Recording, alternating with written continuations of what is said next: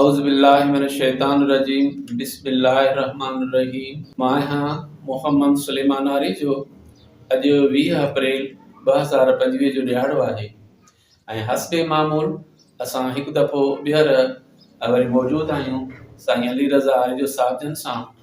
अॼु केनालनि जे हवाले सां असांजी जेकी टीं क्लिप आहे उन जो मौज़ू आहे त केनालनि जे ठहण सां जेको इंडस जी डेल्टा आहे उन ते कहिड़ा असरात मुरतब थींदा। साईं अस्सलाम वालेकुम। वालेकुम सलाम।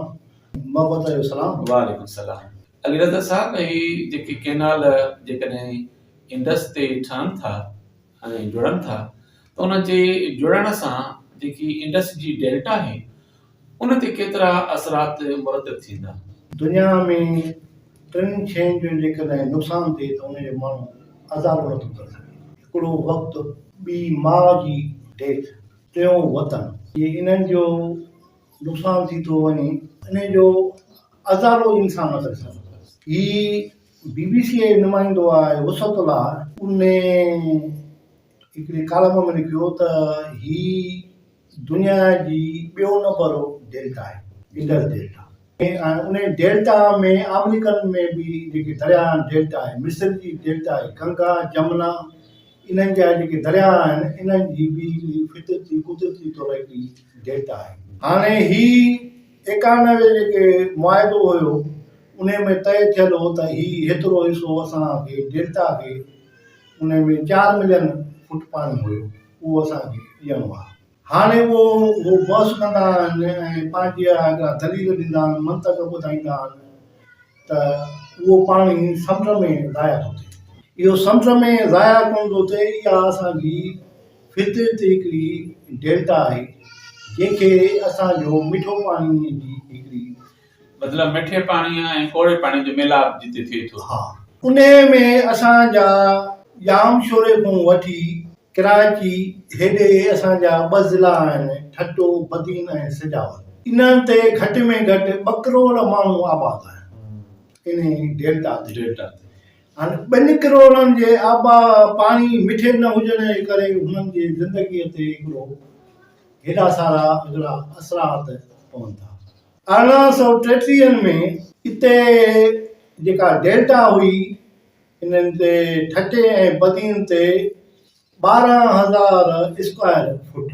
हाणे उहा वञी बची आहे पाणी न हुजण जे करे। पाणी सिंधु दरिया ते केनाल डैम हुनजा फितरती वाकरनि खे मथां हुननि रोकियो आहे, उहा वञी बची आहे 1,000 स्क्वायर मीटर।